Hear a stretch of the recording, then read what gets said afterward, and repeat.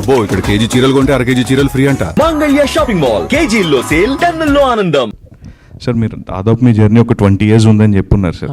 ఈ 20 yearsలో అంటే మీరు చాలామంది చెప్పుంటారు అండ్ మేనేజర్స్కి ఈ కాన్సెప్ట్ ఉందని అన్నారు. ఎంతమంది మేనేజర్లకు చెప్పి మీ కథ హీరోల వరకు రీచ్ అవ్వలేదు అనుకుంటున్నారు సార్? ఎందుకు చెప్పాలండి వాళ్ళకి కదా? వాళ్ళకి ఏం తెలుసు జడ్జిమెంట్? వాళ్ళు ఏమైనా ఎస్టిమేటర్గా పనిచేస్తారా? ప్రీవియస్గా కథ రాశారా? ఈవేళ చాలామంది చాలా చోట్ల మనం కథ చెప్పడానికి వెళ్ళినప్పుడు అక్కడ లిటరేచర్ తెలియని వాళ్ళు, కథ గురించి తెలియని వాళ్ళు క్రియేటివ్ హెడ్స్ కింద ఉంటున్నారు. వాళ్ళ ఒక నావెల్ వచ్చిందా ఎక్కడైనా? వాళ్ళది ఒక కథ ప్రింట్ అయిందా ఏదైనా మ్యాగజైన్లో? ఎక్కడైనా ఒక చిన్న కవిత పోయం ఎక్కడైనా వాళ్ళది పబ్లిష్ అయిందా? వాళ్ళని ఎలా రైటర్ల కింద ఫిక్స్ అయ్యి ఇంత అనుభవం ఉన్న దర్శకులు వెళ్ళి వాళ్ళ కథలు చెప్పాలి సార్? మరి ఇప్పుడు చాలామంది పెద్ద డైరెక్టర్స్ కావచ్చు, లేకపోతే అప్కమింగ్ డైరెక్టర్స్ కావచ్చు, అందరూ డైరెక్ట్గా అప్రోచ్ అవుతున్నారు. అలా అవ్వట్లేదండి. యంగ్ యాక్టర్స్ దాని వెనక చాలా కథ ఉందండి. అది నెక్స్ట్ ప్రెస్ మీట్ పెడదామంటే పెడతాను నేను. ఓకే, దాని వెనక చాలా కథ ఉందండి. ఒరిజినల్గా కథని హీరో వినాలి. బాలకృష్ణ గారికి నేను కథ చెప్పాను, ఆయనే విన్నారు డైరెక్ట్గా. వెంకటేష్ గారికి కథ చెప్పాను, ఆయనే విన్నారు.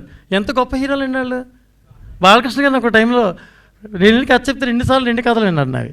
వెంకటేష్ గారు అందరూ ఎంకరేజ్ చేశారు మమ్మల్ని బిగినింగ్ స్టేజెస్లో. ప్రతి హీరో మెటీరియలిస్టిక్ అవ్వలేదండి. మెటీరియలిస్టిక్ అయ్యే పరిస్థితుల్లో కొన్ని అనివార్య కారణాలు అవి. కానీ వాళ్ళ వైపు నుంచి వాళ్ళు ఎంత పెద్ద హీరోలు, వాళ్ళు ఇప్పటికీ కథ వాళ్ళే వింటారు ఇప్పటికీ. బాలకృష్ణ గారు ఆయనే వింటారు, వెంకటేష్ గారు ఆయనే వింటారు, సురేష్ బాబు గారు ఆయనే వింటారు, నాగార్జున గారు ఆయనే వింటారు.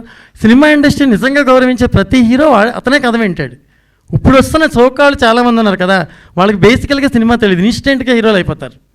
అయిపోయిన తర్వాత వాళ్ళు మేనేజర్ల మీద డిపెండ్ అయిపోయి వాళ్ళు ఏం చెబితే అది. ఒక కథ మనం చేయాలంటే మెయిల్ పంపించండి. మెయిల్లో ఏమర్థం అవుతుంది కదా?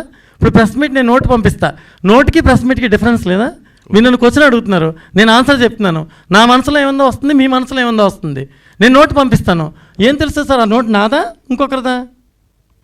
ఆ క్వశ్చన్ మీదా ఇంకొకరిదా? దీనికి ఎలా సమాధానం లేదో దానికి సమాధానం లేదండి. నేను సాత్విక్ ఏం చెప్తున్నానంటే అతను ఎక్స్ట్రాడినరీ పెర్ఫార్మెన్స్. ఈ మధ్యన చాలామంది కొంతమంది హీరోల గురించి తెగ మాట్లాడారు. 75 ఫిల్మ్స్ చేసిన హీరో, ఆ అబ్బాయి పెర్ఫార్మెన్స్ చేస్తుంటే యూనిట్ అంతా కన్నీళ్ళు పెట్టుకుంది. అలాంటి ఇన్సిడెంట్లో ఒక గొప్ప నటుడు సినిమా ఇండస్ట్రీకి అందుతున్నాడు ప్రేమిస్తున్న సినిమా ద్వారా. అది నేను చాలా గర్వంగా చెప్తున్నానండి. ఆల్ ది బెస్ట్ అండి. Thank you very much. Bhanu sir, చెప్పండి సార్. సార్ సినిమా మీద ప్రేమతో సురేష్ ప్రొడక్షన్స్లో అసిస్టెంట్ డైరెక్టర్గా స్టార్ట్ చేసిన మీ కెరీర్ 20 ఏళ్ళు అయినప్పటికీ కూడా ప్రేమ సినిమా మీద ఉన్నప్పటికీ సినిమా సిస్టమ్ మీద, సినిమా సక్సెస్ మీద చాలా కోపంగా ఉంటారు, చాలా ఆవేదనగా ఉంటారు. కోపంగా ఉండండి. నేను ఎలా ఉంటా అడగండి సార్. సారీ, ఆవేదన ఉంటారు. ఎందుకుంటానంటే సార్, నేను ఫస్ట్ సినిమా డైరెక్ట్ చేశానండి. ఒక పాప పేరెంట్స్ ఇద్దరు విడిపోతే, చిరునవ్వుతో సినిమా తర్వాత విడిపోతే, అమ్మా నాన్న నన్ను ఎందుకు వదిలేయాలి, ఎందుకు విడిపోవాలని కథ తీస్తాను నేను. ఫస్ట్ అటెంప్ట్ అని అది. వాళ్ళిద్దరిని కోర్టుకు పిలుస్తుంది ఆ అమ్మాయి. మీ ఇద్దరు నాకు జన్మనిచ్చినప్పుడు మీరు నన్ను ఎందుకు వదిలేయాలి అనే పాయింట్ మీద తీస్తాను. First film అర్ధనారి, second best film 4 Nandi అవార్డులు, రాజు మహారాజు best film, jury award, Nandi అవార్డులు, రమ్యకృష్ణ గారికి రీఎంట్రీ నా సినిమా, సపోర్టింగ్ యాక్టర్స్ అవార్డు ఆవిడకి నంది అవార్డు. ఇన్ని అవార్డులు వచ్చినాయి మాకు. ఇన్ని అద్భుతం. రాజధాని ఫైల్స్ మొన్న ఎంత ధైర్యంగా చేసిన సినిమా మీకు తెలుసు కదా. ఇన్ని అద్భుతమైన సినిమాలు తీసినప్పుడు ఉండదు విలువ, కమర్షియల్ సినిమా తీసినప్పుడే విలువ ఉంటుంది. అందుకే this is very biggest commercial film.